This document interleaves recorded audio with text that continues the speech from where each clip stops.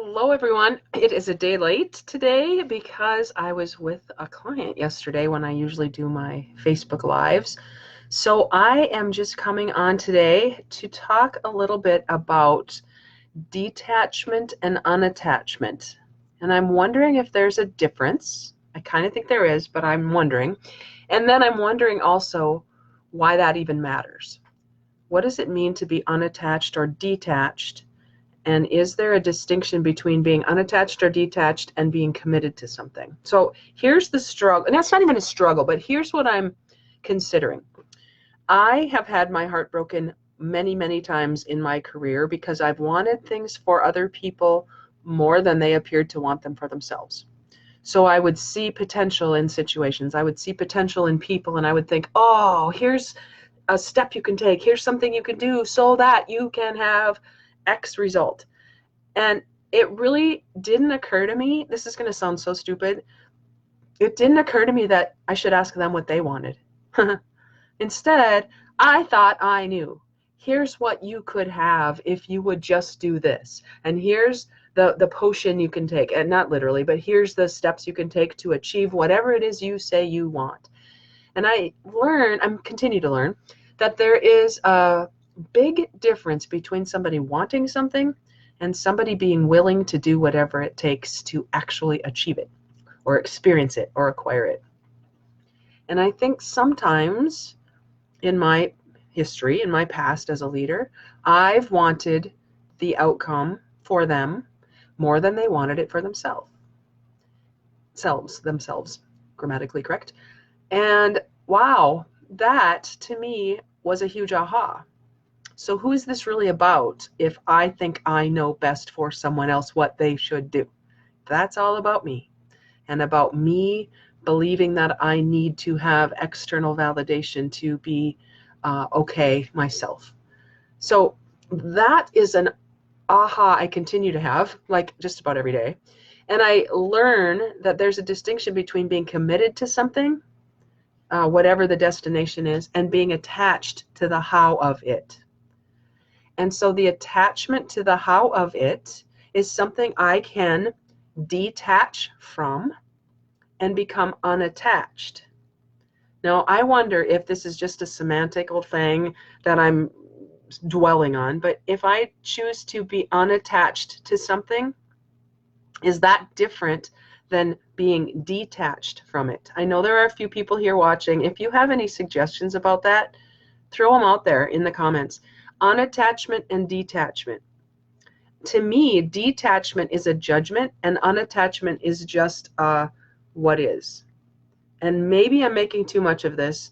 I really do not want to judge a person, a situation, a thing by saying I know better and I will detach from you or it. I just want to worry about me, take care of me, and become unattached.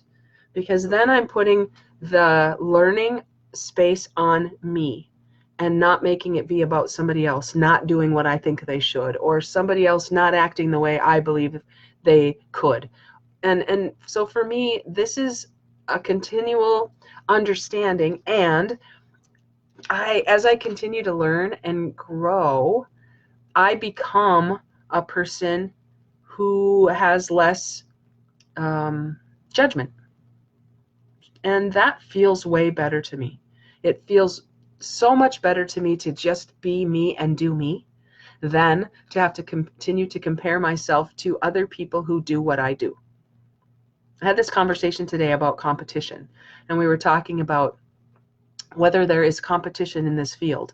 And here I'm doing this thing and I have this idea and it's going to be awesome, but there's competition because there are other people already doing this. And is that true? Is there competition, or is it simply different ways of getting to the same result?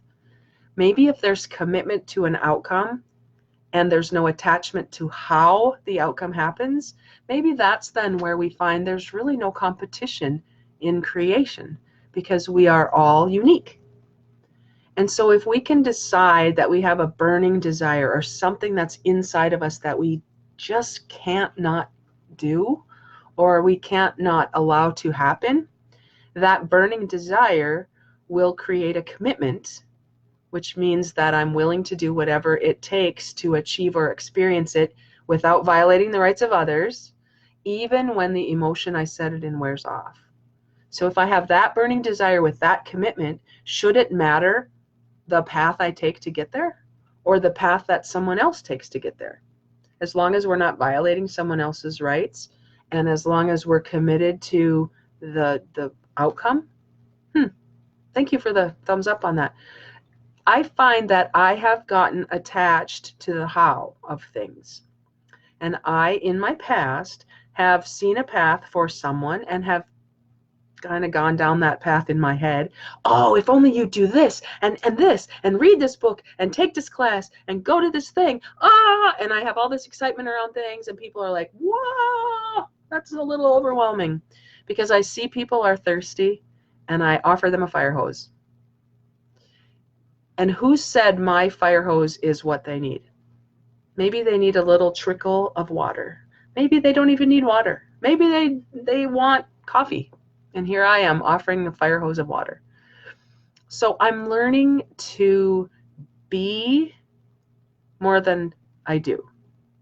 And that feels awkward to me because I feel that I need to do things, yet slowing down, analyzing a situation, taking a look at all the parts of it, looking for patterns, noticing the common denominators, all of that is a process that allows me a different energetic space to lead from which to lead, maybe is the way I should say it grammatically.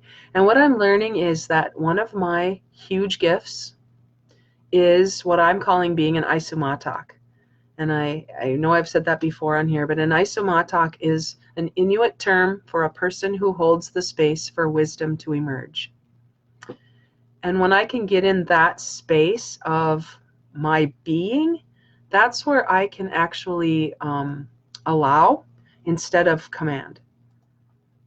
And that to me has been a huge awareness, a huge opportunity.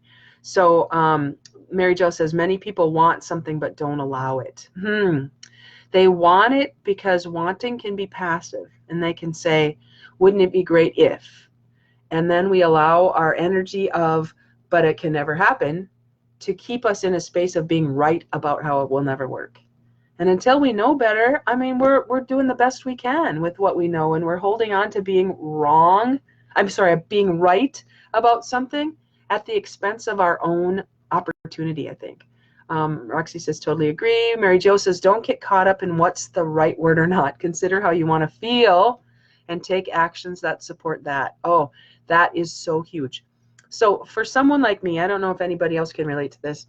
I was in business for a long time before I realized that I didn't have to do things the way everybody else does them.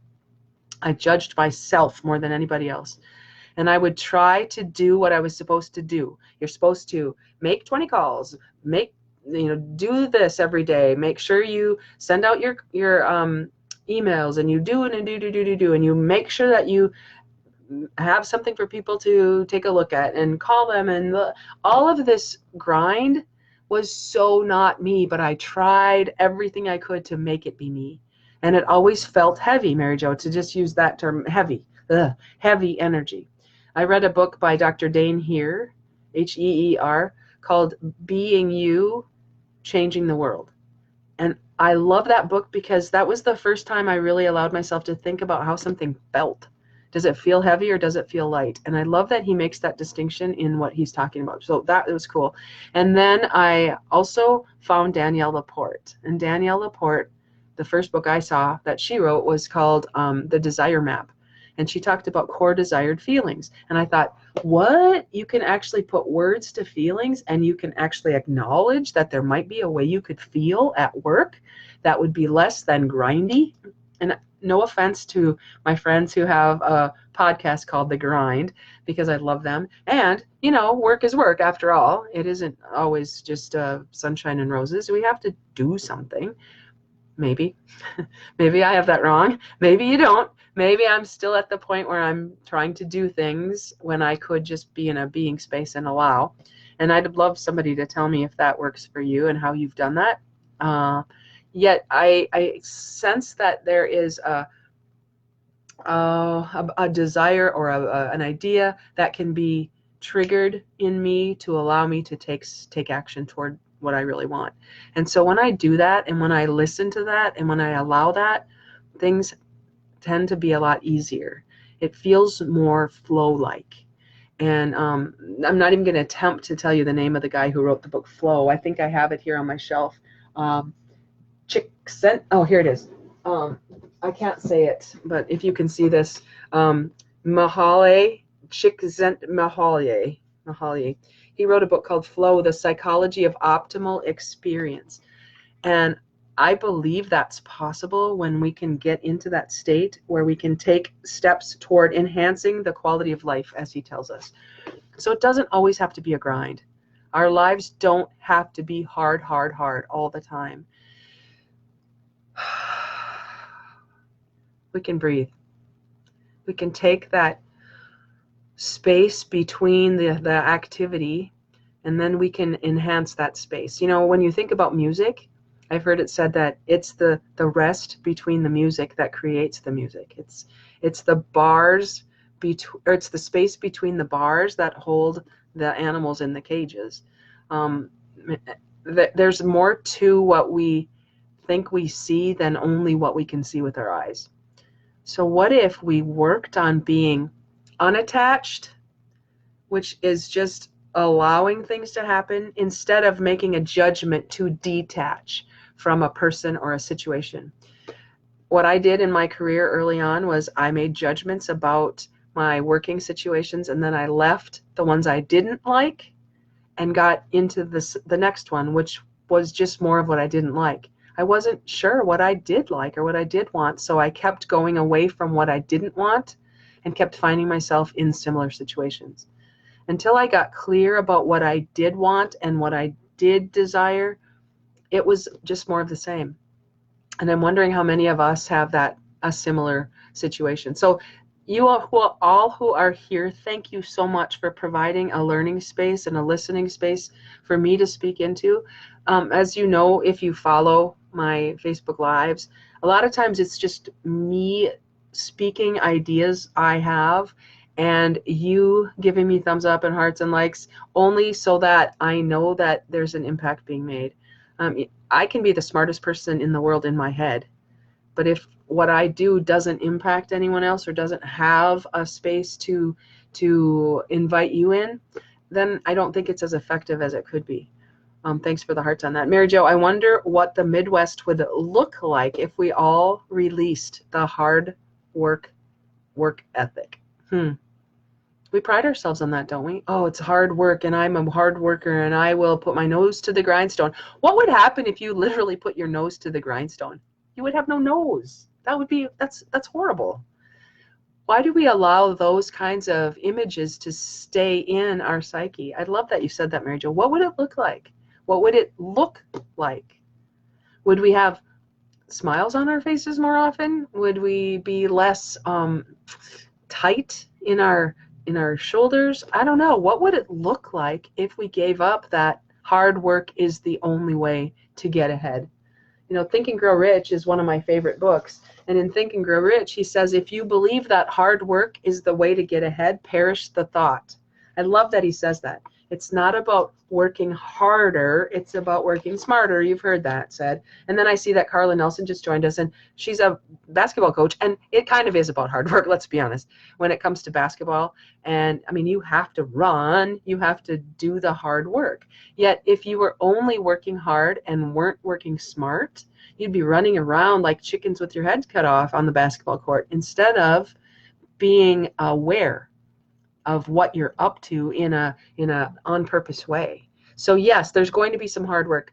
I've said it before, there is pain. There's going to be pain involved in our lives, yet it will either be the pain of hard work or the pain of pushing through the messy parts, or it will be the pain of regret. And I tell you, I'd much rather have the pain of pushing through the messy parts. Daryl, thank you for your feedback. You said, thanks, enjoying you. You guys, this is such important work we're all doing, to allow space for these kinds of conversations. And what if we could have these kinds of conversations inside our organizations? What if instead of feeling like you're the troublemaker, you could actually ask questions and say, wait a second, can you just explain to me a little bit more about this process that we're taking on? I just want to understand it so that when I do it, I'm all on board. What if I could say that instead of, I just have to do this and they think I'm stupid and I can't ask a question, and so I just have to be upset about it because I'm in fear of what will happen if I do? What if? What if we could shift that? And I believe it's possible. We might have to shift it by considering being unattached. No, and maybe in some cases we do need to detach. We need to say, bye-bye, Felicia. I need to move on, and I need to get in with a different group or a different, need to find my tribe maybe. I need to allow my real, true inspiration to come out. And sometimes you can't do that when you're around heavy, dense energy. I get it. Yet what if even when we separate in any relationship, what if it's done out of love for what we do desire instead of for fear or angst about what we don't desire? I don't know. What if? What if? What if we could look at everything through the eyes of love instead of through the eyes of fear? Don't know. What if? What, Carla, I would be interested in hearing why you have been so successful with your basketball coaching at Minnesota State Moorhead. Carla's the women's basketball coach over there, and she's been there for a long time, a lot of years, Carla, and you've built a dynasty there. And I know a lot of it has to do with what you're putting into those young women as far as a culture goes. I really do believe that culture, somebody said culture eats strategy for breakfast. I really believe that with a united culture and with an opportunity inside organizations, whether it's a basketball team or a manufacturing environment or a government agency, if we had cultures that were strong, engaged, and connected, just imagine what we could do together toward a goal without being worried about the attachment. We could be committed to a desired outcome and know that the way we want to feel about it at the end is probably as important, if not more important, than how we got there. What if? I don't know. I could be completely wrong, but what if? What if there's a possibility to have this kind of conversation inside your organization? I don't know. So thanks, you guys. Thanks for allowing me the opportunity to just work some things out in public. I'm a verbal processor, so you allow me the space to do that, and I am so, so, so grateful, more than I can even tell you. So join me next week. I am intending that it will be Monday again. Monday at noon is when I usually do these, but they are always up at bachtalks.com, BOCKTALKS.com, and they're also on my new website, jodybach.com. You can see all of these. I record them, and then they go into an archive where you can always look at them later. So you can always find them, and you can go back and revisit them and have conversations inside your organizations that will lead toward a desired outcome instead of being stuck in what we don't want. So just take some action this week that puts you on that path. And as always, go be awesome. See you next week. Thanks, everybody.